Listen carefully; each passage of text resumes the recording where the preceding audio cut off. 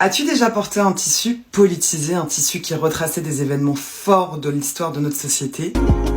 Ce mois-ci, on part sur les terres Ashanti et Ewe au Ghana à la découverte de l'un des tissus les plus célèbres d'Afrique, le kente. Contrairement à ce que beaucoup pensent, le kente n'est pas un tissu, mais bien une famille de tissus. Il existe notamment le kente Ashanti, qui est le plus connu, avec son tissage royal, symbole d'autorité et de pouvoir qui est même plus épais. On le reconnaît facilement avec ses riches couleurs d'or, de rouge, de vert, de noir. Le tissu kente était surtout lié à la royauté divine, les ancêtres et surtout à la stabilité du royaume.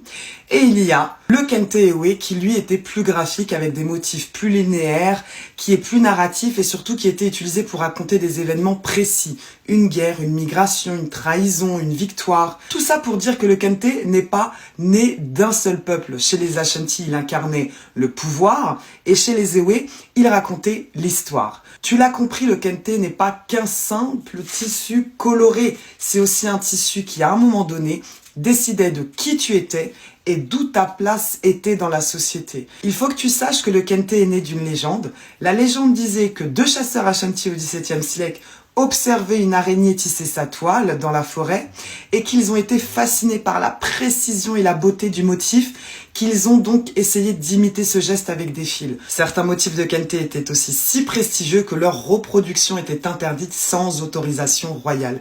Donc vous n'aviez pas intérêt à copier un motif puisque cet acte pouvait être vu comme une offense politique. Parce que porter du kente, c'était aussi une prise de parole textile. En tout cas, du côté des États-Unis, le kente est vraiment devenu un symbole fort du mouvement Black Power. Il devient véritablement symbole panafricain, un emblème des luttes afrodescendantes et surtout un tissu politique. Le kente n'est donc pas un costume, le kente c'est bien un langage, une archive et un symbole de souveraineté.